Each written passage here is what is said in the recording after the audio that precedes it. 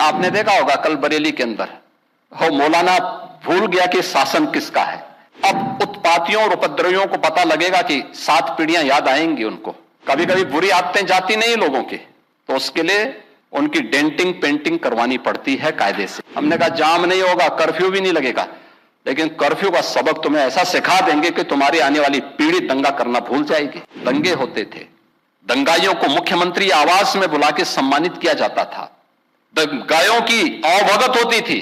पर्व और त्योहारों के दौरान आपने देखा होगा जब भी पर्व और त्योहार आते थे उत्पात शुरू हो जाती थी। अब उत्पातियों और उपद्रवियों को पता लगेगा कि 7 पीढ़ियां याद आएंगी उनको, क्योंकि कभी कभी बुरी आदतें जाती नहीं लोगों की, तो उसके लिए उनकी डेंटिंग पेंटिंग करवानी पड़ती है कायदे से, जिससे उनकी बुरी आदतों को हम ठीक कर सकें। और यही डेंटिंग पेंटिंग आपने देखा होगा कल बरेली के अंदर हो मौलाना भूल गया कि शासन किसका है। वो मानता था धमकी देंगे और हम जबरदस्ती जाम कर देंगे। हमने कहा जाम नहीं होगा, कर्फ्यू भी नहीं लगेगा, लेकिन कर्फ्यू का सबक तुम्हें ऐसा सिखा देंगे कि तुम्हारी आने वाली पीढ़ी दंगा करना भूल जाएगी। क्या तरीका है जी? आप सिस्टम को ब्लॉक करना चाहते हैं, और यह प्रवृत्ति थी यूपी के अंदर। 17 के पहले यही होता था, और हम इसी बात को कह सकते हैं कि 17 के बाद हमने कर्फ्यू भी नहीं लगने दिया, लेकिन ऐसे बैरियर को चुन चुन करके वे जिस प्रकार की भाषा को समझते थे उस प्रकार की भाषा से उनको समझा करके उसको उसकी सजा दिलाने का काम भी किया है। और उत्तर प्रदेश की ग्रोथ स्टोरी यहीं से शुरू होती है। अगर आजादी के समय, मैं उससे पहले नहीं जाता, लेकिन 1947 में भारत आजाद हुआ, अगर उस समय भारत की इकोनॉमी में भारत का उत्तर प्रदेश का कंट्रीब्यूशन 14% था, तो ये 14% फिर से होना चाहिए। और 14% नहीं होना चाहिए, बल्कि जितनी आबादी है उत्तर प्रदेश की, उत्तर प्रदेश उतना कंट्रीब्यूशन करता हुआ दिखाई दे।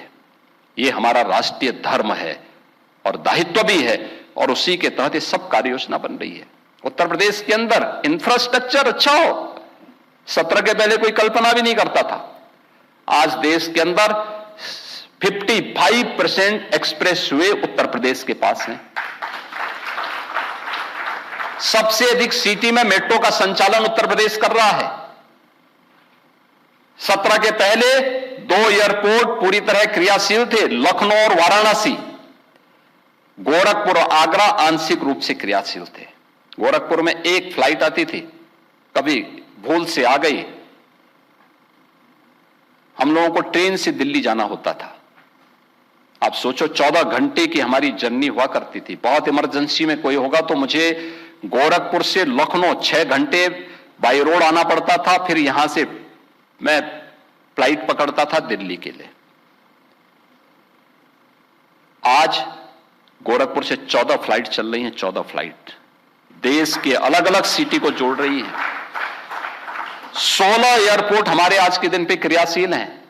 देश का सबसे बड़ा एयरपोर्ट हम अगले महीने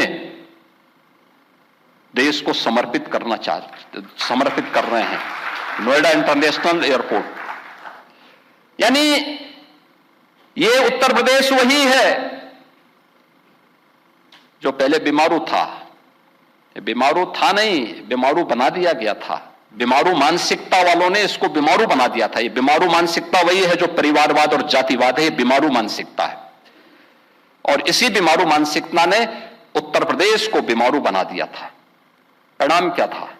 दंगे होते थे, दंगाइयों को मुख्यमंत्री आवास में बुला के सम्मानित किया जाता था, दंगाइयों की अवभगत होती थी,